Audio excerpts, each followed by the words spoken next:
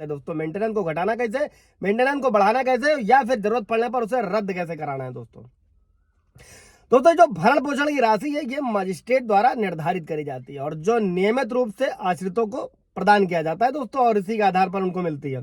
सबसे ज्यादा महिलाओं का ये होता है, पत्नियों का ये होता है कि झूठे मुकदमे किया, 498 किया, दहेज किया, सीआरपीसी 125 लगा दिया, पति बेरोजगार है, कई ऐसे जजमेंट है तब भी भर रही, बशर्ते की पढ़ी लिखी पत्नी अगर है और बेवजह अलग रह रही तो सुप्रीम कोर्ट के हाई कोर्ट के जजमेंट है जहां पर मेंटेनेंस नहीं देना है। अगर जजमेंट की कॉपी आपको चाहिए होगी तो आप अपॉइंटमेंट भी ले सकते हैं। इसके अलावा आप मैसेज किएगा, वहां आपको प्रोवाइड करा दिया जाएगा दोस्तों। अभी बढ़ते हैं हम लोग वीडियो की तरफ। दोस्तों वर्तमान समय में काफी कुछ बदल रहा है और महंगाई का स्तर भी और लोगों का रोजगार भी समय समय पर बदलता रहता है दोस्तों। अब प्रश्न ये है दोस्तों कि अगर महंगाई बढ़ जाती है तो क्या भरण पोषण का जो भत्ते है उसको इंक्रीमेंट लगाया जा सकता है, मतलब बढ़ाया जा सकता है।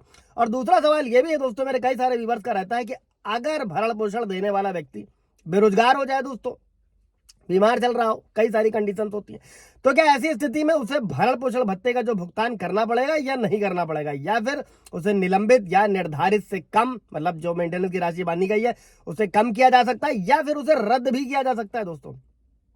धारा को समझते हैं दोस्तों। भारतीय नागरिक सुरक्षा संहिता की 146 की परिभाषा 146 दोस्तों, अगर धारा 144 के जो है अंतिम आदेश किया गया है दोस्तों, उसके कारण किसी व्यक्ति को मासिक भरण पोषण या अंतरिम भत्ता दे रहा है या मिल रहा है और उसकी आर्थिक स्थिति में परिवर्तन हो जाता है, यानी कि किसी कारण से बेरोजगार हो जाए, सैलरी या व्यापार में कोई कमी आ जाए, या नौकरी पैसों में बढ़ोतरी हो जाए, वृद्धि हो जाए, या फिर व्यापार में बहुत ज्यादा मुनाफा हो जाए दोस्तों, तब मजिस्ट्रेट इस धारा के अंतर्गत दोस्तों जो भी परिस्थितियां, उन परिस्थितियों को देखते हुए भरण पोषण या जो अंतरिम भरण पोषण है उसके आदेश में परिवर्तन कर सकता है। भाई आपको अपने केस में कैसे इस्तेमाल करना है दोस्तों, उसके लिए आप कमेंट कर पूछ सकते हैं। अभी हम लोग बढ़ते हैं वीडियो की तरफ। अब दोस्तों ये तो बात हो गई कि इंक्रीमेंट को आप घटा कैसे सकते हैं, बढ़ा कैसे सकते हैं धारा 146 के तहत दोस्तों। वाजिब जो भी आपके, मैंने कई सारी वीडियो पीछे रिपीट किया है दोस्तों, अगर पत्नियां इनकम छुपा लेती हैं, बैंक स्टेटमेंट छुपा लेती हैं और आप कोर्ट में उन्हें लगा नहीं पा रहे हैं तो आरटीआई भी दाखिल करते हैं, बहुत सारे प्रयास करते हैं। इन प्रयासों से हटकर आप भारतीय नागरिक सुरक्षा संहिता की धारा 94, जो पुराने कानून में 91 सीआरपीसी था, ये कोर्ट में लगाए, कोर्ट खुद पत्नी को आदेश करेगा, सारे बैंक स्टेटमेंट निकल कर बाहर आएंगे दोस्तों।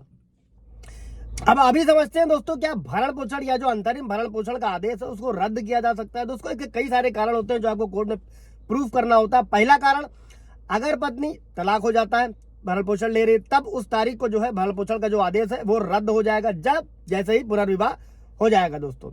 इसके अलावा दूसरा मोस्ट इंपॉर्टेंट क्या है दोस्तों, अगर कोई पत्नी है किसी विधि या रीति के अनुसार अपने पति से भरण पोषण की राशि एकमुश्त यानी कि एलिमनी, आप लोगों ने भी सुना होगा, अगर वो ले लेती है तब।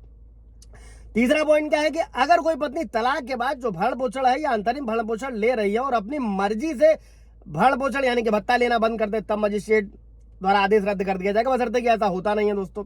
और अगर मजिस्ट्रेट द्वारा दोस्तों भरण पोषण या अंतरिम भरण पोषण का आदेश ऐसा दिया गया था कि वो स्त्री दहेज की मांग की, दहेज की रकम देगा और वो व्यक्ति नहीं देता है दोस्तों, तब भी इस धारा के अंतर्गत वसूली यानी कि नीलामी करी जाएगी और तब जो मिलेगी रकम उससे वो राशि पत्नी को जो है कोर्ट द्वारा प्रदान करा जाएगा दोस्तों। ये सारे 146 में व्यवस्था करी गई है और कई सबसेक्शन तो और है, मैंने पीछे वीडियो में बताया। अगर आप लोगों का कोई सवाल जवाब होगा तो कमेंट में पूछेगा दोस्तों। Thank you.